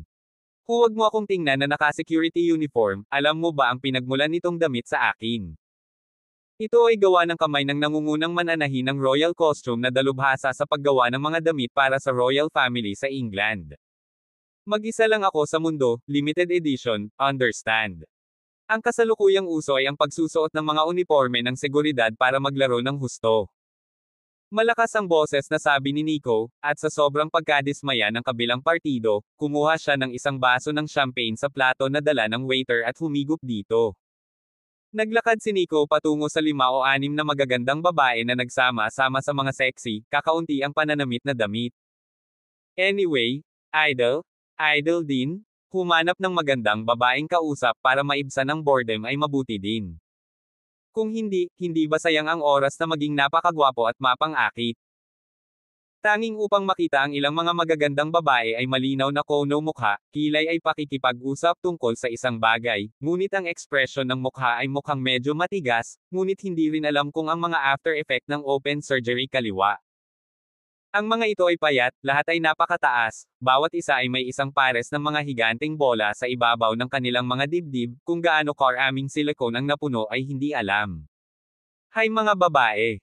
Lumapit si Nico at ibinuko ang kanyang bibig para kumustahin. Tumingin ang mga dilag na ito, ngunit nang makita nila si Nico na nakasuot ng ganitong damit, bumakas sa kanilang mga mukha ang di natatagong ekspresyon ng pagkasuklam at pagkamuhi, at sinabi ng isa sa kanila, "Sino ka? Magkakilala ba tayo? Sino ang nakakakilala sa kanya? Kailan pa pumasok ang isang security guard? Oh Diyos ko, at ang amoy ng pawis, umalis ka." Isang magandang babae ang gustong umiwas sa mga ahas at alakdan, natatakot na lumapit si Nico upang makipag-usap pagkatapos ibaba ang kanilang katayuan. Manly smell ang tawag doon, hindi mo maintindihan. Ang amoy na ito, kung mas maamoy mo, mas maganda ang amoy nito, nakaka-addict. Huwag kang maniwala, subukan mo. Sabi ni Nico na nakadiretso ang mukha. Sino ang aamoy ng pawis mong puwet? Ang lalaking ito ay talagang bastos at nakamamatay na walang hiya. Paano nakipaghalo ang isang security guard? At sinusubukan kaming asarin, sayang ang kapalaran. Go! Go! Go!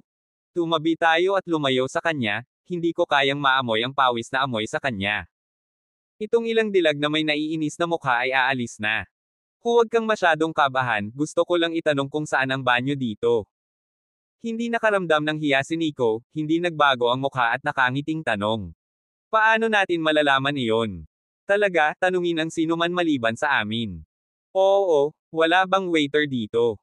Mukha ba kaming waiter sayo? Ibinuko ng mga dilag na ito ang kanilang mga bibig at umalis. Nang lumingon si Nico at nakita ang isang waiter na papalapit, umakyat siya at nagtanong ng direksyon papunta sa restroom. Sa likod ni Nico sa isang tindig, biglang lumabas ang ilang kahangahangang maharlika, isang mahusay na bihis, guwapo, hindi nakikitang daloy ng isang pakiramdam ng higit na kahusayan. Nico accosted ang ilang magagandang babae nakita, kaagad ng isang maliwanag na mga mata, bilang nagkasala ng nymphomania, sorpresa, sigaw. Tingnan mo, si Mr. Doyle at Mr. Chen at ang iba pa. Guwapo talaga. Nabalitaan ko na si Mr. Chen ay nasa kolehiyo pa, ngunit nagbibigay siya ng ganoong kamature na pakiramdam at napakagwapo at pambihira. Tara, punta tayo dyan at kamustahin sila.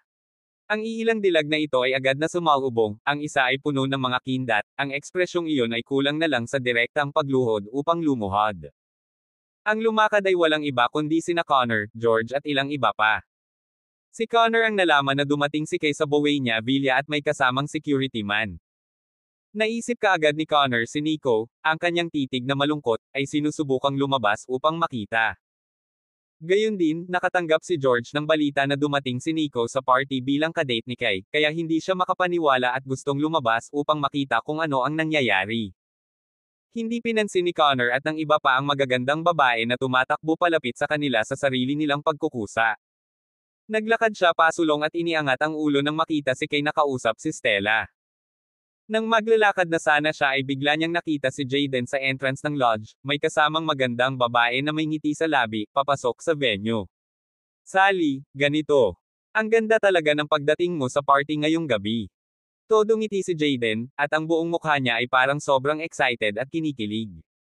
Mayroon lamang isang babae sa buong Oakshire na karapat-dapat sa ganoong pag-grope at panliligaw si Sally. Ang pumasok ay si Sally, nakasuot ng water blue slant shoulder dress, na bahagyang nakalugay ang buhok, kitang-kita ang kanyang mahaba, snow white, kristal na leeg na parang puting sisni, ang kanyang maislan na mukha ay walang kapintasan at malinis, maganda sa paningin. Sukdulan, na may magandang ugali na nagmumula sa kanyang mga buto, tulad ng isang walang laman na orchid sa lambak. Pagpasok niya sa venue, ang buong banquet hall ay napuno ng kaluwalhatian, para siyang pinakamaliwanag na perlas, sapat na para mag-eclipse ang mga bituin. Mr. Howard, may nakita akong mga kaibigan, at kakausapin ko sila. Hindi mo na ako kailangang samahan, sige ay entertain mo ang iba pang bisita. Nagsalita si Sally nang makita niya si Kay, pati na rin ang paglalakad patungo kay Kay. Wow! Tingnan mo! Sinong nandito? Nandito ang ating Sally sa puwersa. Natural na nakita ni Kay si Sally, at nakangiting sabi nito. Kay naging makulat ka na naman no? Ngumiti si Sally, nakita rin niya si Stella, ngumiti siya at sinabing, Stella, kanina pa. Sally, kumusta ka kanina? Balita ko naging busy ka simula nung bumalik ka galing abroad. Nakangiting tanong ni Stella. Okay lang ako, medyo naging busy ako. Ngumiti si Sally, at sa huli ay tumingin siya kay Kay at sinabing, Kay, balita ko nagdala ka ng kasamang lalaki sa hapunan. Iyan ay isang hindi pa nagagawang bagay. Nasaan ang date mo? Siya ba ang security guard na katabi mo? Sally, kailan ka pa naging chismose? Sabi ni Kay na walang magandang katatawanan. Ano bang masama sa pagchichismisan pa ng mga bagay na may kinalaman sa iyo? Nasaan ang kasama mong lalaki? Bakit hindi mo kami ipakilala sa isa't isa? Napangiti si Sally. Lumingon si Kay, pagkatapos ng ilang paghahanap, ay nagsabi, hindi rin alam ng taong iyon kung saan tatakas. Kalimutan mo na, mamaya na natin pag-usapan yan pag nakita natin siya. Pahina 139 ang tao ay nasa liwanag. Nakasquat ngayon si Nico sa loob ng inidoro sa banyo, nagsindi siya ng sigarilyo at naninigarilyo, mukhang komportable. Sa isang banquet hall na tulad nito, syempre, hindi ka maaaring manigarilyo kahit saan. Ipinagbabawal din ang paninigarilyo sa banyo, ngunit walang pakialam si Nico, humihit-hit ng sigarilyo habang gumagamit ng banyo, na isang saloobin ng buhay. Balak niyang alisan ng laman ang kanyang tiyan at pagkatapos ay kumain ng masarap na malaking pagkain, ngunit hindi masama. Katulad ng mga ganitong piging, hindi siya nakadalaw sa marami, ngunit alam din niya na sa mga ganitong piging, maraming tao ang nagmamadaling makihalubilo. Sa pamamagitan ng pakikisalamuha upang palawakin ang kanilang sariling network, pagpapalitan ng ilan sa mga pinakabagong impormasyon sa negosyo sa pagitan ng bawat isa. Si Nico ay hindi interesado dito, pumunta siya dito, ang isa ay ang imbitasyon ni Kay, at ang pangalawa ay interesado siya sa The Doyle family male son Connor. Napagpasyahan niya na itong The Doyle family ay susuriin niya ng maayos. Pagkatapos ng sigarilyo at kaginhawahan ni Nico, itinulak niya ang pinto ng boardroom at lumabas, naghugas ng kamay sa lababo at bumalik sa banquet hall. Sa muling pagbabalik, ito ay upang makita na ang bilang ng mga lalaki at babae na bisita sa banquet hall ay tumaas ng malaki.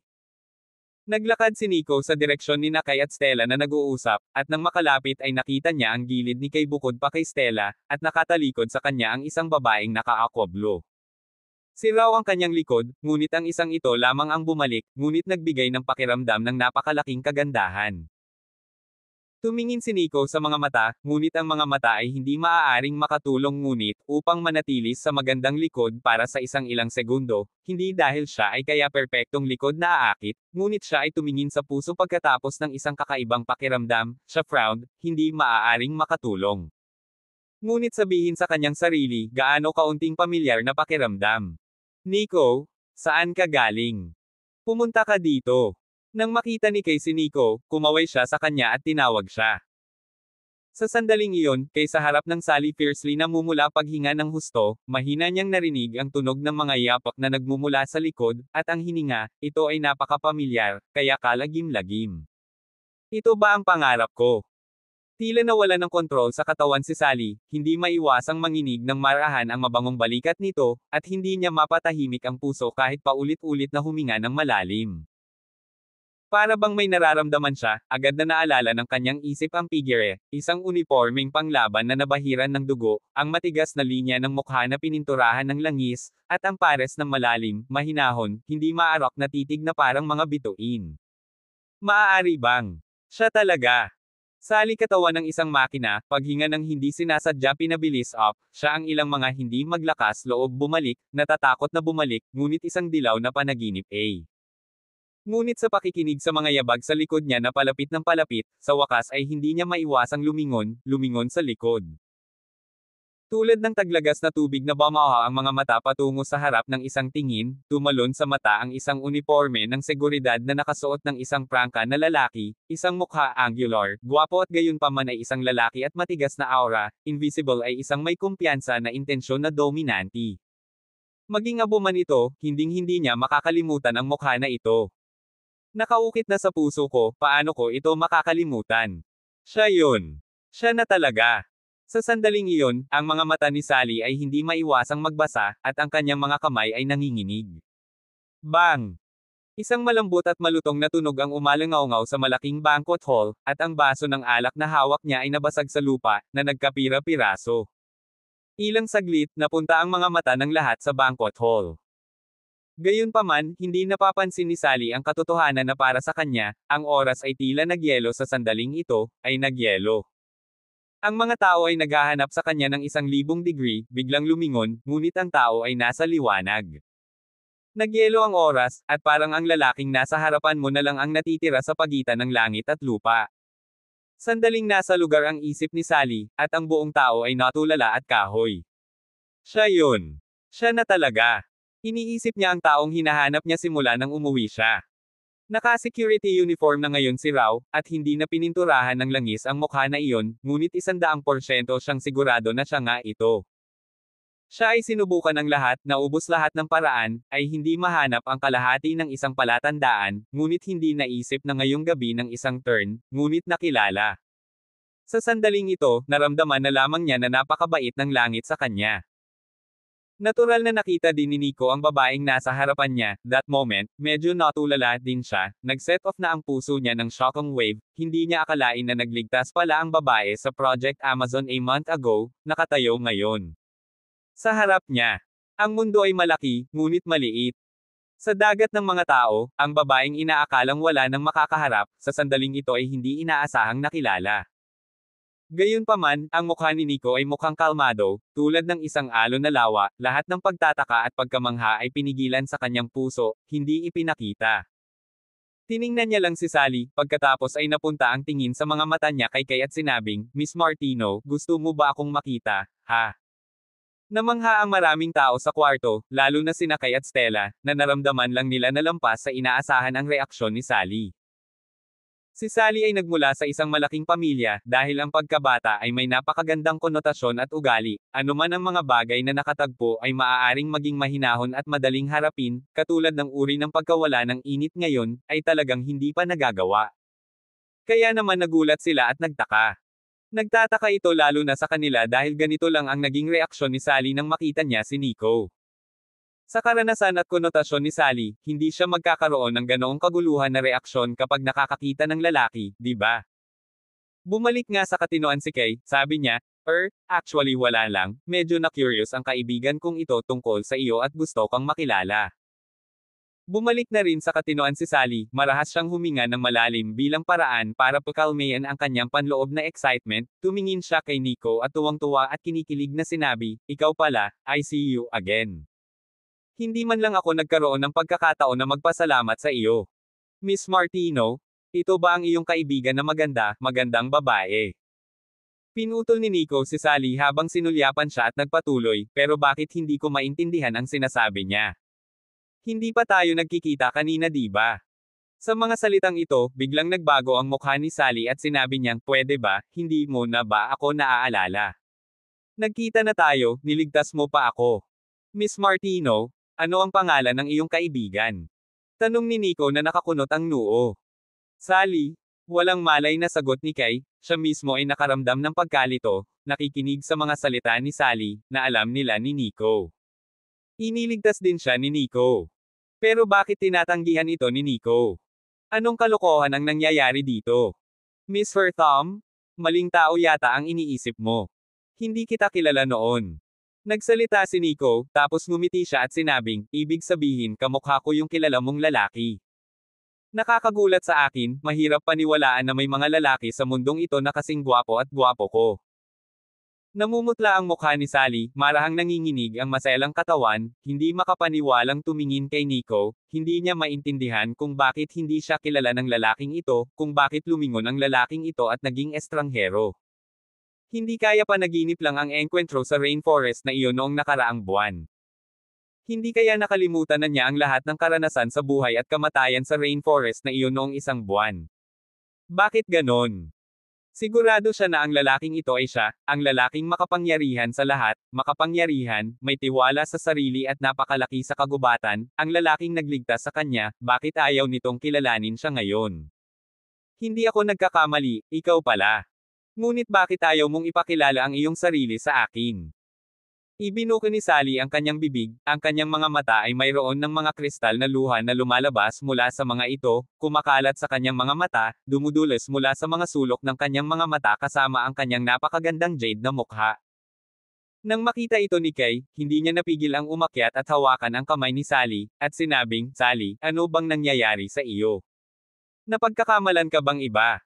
Security guard siya sa Oxfire University, at kanina pa siya nandito, pero hindi pa siya nakakapunta sa Oxfire.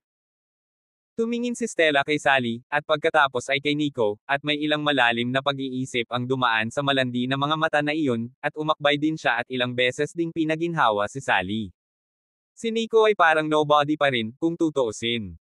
Gayunpaman, ang mga tao ay hindi damo, sino ang maaaring walang emosyon. Nakatingin kay Sally sa harap nitong pares ng matubig at humihikbi na magandang hitsura, mayroon din siyang masamang damdamin sa kanyang puso, kung anong pagkondena sa sarili. Ngunit, kailangan niyang gawin ito. Ang misyon ay isang misyon, ang katotohanan ay katotohanan. Pagkatapos ng misyon, ang katotohanan ng nagkataon na pagkikita ng isang taong nakaligtas, sa ilalim ng ilang mga okasyon, ay dapat ituring na parang hindi nila alam, ito ang mga patakaran ng organisasyon ng Dragonites. Nagulat siya nang makilala niya si Sally sa Buena Villa, ngunit hindi niya makilala si Sally sa ganoong okasyon.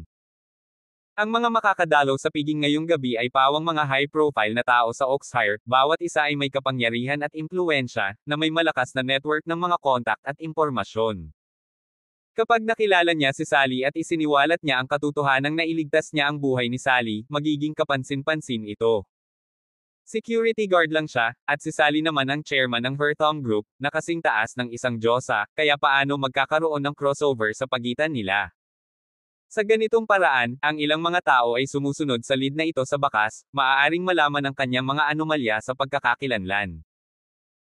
Hindi siya nag-aalala na siya ay nagsilbi sa Dragon Shade ay malalaman, dahil imposibleng malaman, anumang impormasyon sa profile ng mandirigma ng Dragon Shade, ay nauuri bilang isang espesyal na lihim ng estado, nang walang sapat na mataas na awtoridad, hindi maaaring na-access. Nag-aalala siya kay Sally. Siya ay may isa pang layer ng pagkakakilanlan sa madilim na mundo si Lord Magnus na kasamaan. Ninanais ng Night Shadow na makuha si Sally sa huling operasyon, at hindi ko alam kung anong layunin, sa kapangyarihan at paraan ng Night Shadow, ay hindi titigil doon. Kung ang kanyang pagliligtas kay Sally sa Amazon Rainforest ay nalantad, kasama ang mga paraan ng ilang mga tao sa banquet hall, sa lahat ng paraan upang masubaybayan, upang maging sanhi lamang ng madilim na mundo ng mga may kakayahang mangolekta ng mga ahensya ng panektik, kung gayon ang kanyang kinaroroonan bilang si Lord Magnus ay ilalabas. Hindi mahirap isipin na sa panahong iyon ang Oxfire ay magiging focus ng maraming puwersang terorista sa madilim na mundo. Siya mismo ay walang pakialam, ang inaalala niya ay si Sally. Muli na namang naalarma si Night Shadow, dahilan para pumunta ang mga tauhan ni Night Shadow sa Oxfire para i-target siyang muli, natakot lamang na halos hindi siya makatakas sa mga hawak ni Night Shadow. Batay sa mga naturang pagsasaalang-alang, sa ngayon, talagang hindi makilala ni Nico si Sally. Anong nangyari Sally? Ano bang nangyayari sa'yo? Ano bang problema mo? Sinong bubuli sa'yo? Isang sabik na boses ang dumating, ito ay upang makita ang mukha ni Jaden na nagmamadaling dumating, na sinundan ni Connor, George at ilang iba pang mga maginoo. Halatang narinig nila ang nangyayari dito, kaya nagmamadali silang pumunta para tingnan kung ano ang nangyayari. Pahina 140 ikinagagalak kitang makilala. Nagmamadaling pumasok si Jaden at tinanong si Sally na puno ng pag-aalala at pagmamadali, habang ang titig sa kanyang mga mata ay tila hindi mapag-aalinlangan ng mabangis habang nakatitig kay Nico. Bagamat hindi nasaksihan ni Jaden ang insidente, ngunit narinig din niya na nag-react si Sally dahil nakita niya si Nico. Subconsciously, naisip niya na may sinabi o ginawa si Nico na nakakasakit kay Sally. Security guard lang, hindi pa siguro siya nakakita ng napakagandang Diyosang tulad ni Sally, kaya nawala ang galit niya at na-offend si Sally, kaya niya ginawang magalit si Sally on the spot ng ganon. Ang moldite na security guard na ito, hindi dapat siya pinapasok. Nasa isip ito ni Jaden. Napatingin din ang mga mata ni George kay Nico, ngumisi ito at sinabing, hindi ba security guard ito mula sa Oxfire University? Kailan pa naging qualified ang isang security guard na pumunta sa naturang party? Ito ay talagang walang kahihiyan, at ang balat na ito ay talagang makapal. George, estudyante ka lang din, kaya tama lang na pumunta ka sa ganoong party kapag hindi mo ginagawa ang trabaho mo. Tumanggaw si Kay sa malamig na boses at tinitigan ng husto si George. Miss Martino, kilala ko na si Mr. Howard mula pa noong mga bata pa tayo, at si Mr. Howard ang nag-host ng party na ito ngayong gabi, at wala na akong ibang gagawin kundi pumunta at sumali sa kasiyahan. Ibinuka ni George ang kanyang bibig, hinarap si Kay ng may paggalang na nararapat sa kanya. Sa anumang kaso, siya ay isang estudyante pa rin sa Oxfire University at si Kay ay ang vice-presidente ng Oxfire University, ang minimum na paggalang ay naroon pa rin. Tumingin din si Connor kay Nico, at isang madilim at malamig na tingin ang sumilay sa kaibuturan ng kanyang mga mata habang sinasabi niya, Mr. Howard, maaaring inimbitahan mo rin ang lalaking ito sa piging ngayong gabi. Mr. Doyle, don't stop laughing, bakit naman ako mag-iimbita ng ganyang tao? Ngumisi si Jaden, punong-puno ng mapang-aapi ang tono nito. Pagkatapos ay tumingin muli si Jaden kay Sally, puno ng pag-aalala, at nagtanong, Sally, okay ka lang ba? Hindi pinansin ni Sally si Jaden, buong-buo siyang tinatrato na parang nag-e-exist siya sa hangin. Nakatutok pa rin ang mga mata niya kay Nico, nagngangalit ang kanyang mga ngipin at sinabing, pasensya na ngayon lang, siguro totoo na maling tao ang nakilala ko. Patawarin mo ako sa sandaling nawala ang galit ko. Si Sally ay hindi tanga, ngunit sa halip ay matalinong malamig. Kinumpirma niya na hindi siya nagkakamali, ngunit itinatanggi ni Nico na kilala siya nito. Matapos niyang mabawi ng kaunti ang kanyang kalmado, napagtanto niya kaagad na maaaring may bitterness at dahilan kung bakit naaabala si Nico na makilala siya. Kaya naman, sumabay si Sally sa intensyon ni Nico at sinabing napagkamalan siyang iba. Ayos lang. Sa pagharap sa napakagandang babae na tulad mo, naniniwala ako na kahit sinong lalaki sa mundong ito ay makakakita ng liwanag. Ngumiti ng matamlay si Nico, ang kanyang matigas na linyang mukha na walang kaunting pagbabago-bago ng emosyon. Sisubog na ang gilid ng baga ni Jaden, buong-buo siyang tinatrato ni Sally na parang hangin sa pangkalahatan. Sa halip, ang mga mata ay bumagsak sa katawan ni Nico, hindi man lang tumingin sa kanya, huwag pansinin ito. Pinipigilan ni Jaden ang galit sa kanyang puso at malamig na sinabi kay Nico, bilang host ng party ngayong gabi, masasabi kong siguradong hindi ka welcome dito, kaya sa tingin ko ay mas mabuting umalis ka na. Tama ka rin, security guard talaga ako na humihila pababa sa klase nitong party mo. Tapos aalis na lang ako. Ngumiti ng matamlay si Nico, kalmado ang mukha, hindi nahihiya o ano paman, orihinal na hindi niya balak pumunta sa hapunan ngayong gabi. Dagdag pa rito, ang pagkikita ni Sally dito ay naging dahilan upang hindi na siya magstay dito. Hindi naman sa gusto niyang takasan si Sally o kung anuman, madaming tao dito, nag-aalala lang siya na baka hindi makapagsalita si Sally, at kapag napansin ito, death sentence lang ang ihahatid nito sa kanya. Tumalikod si Nico at inangat ang kanyang mga hakbang patungo sa labas ng Buena Villa nang walang kaunting pag-aalinlangan.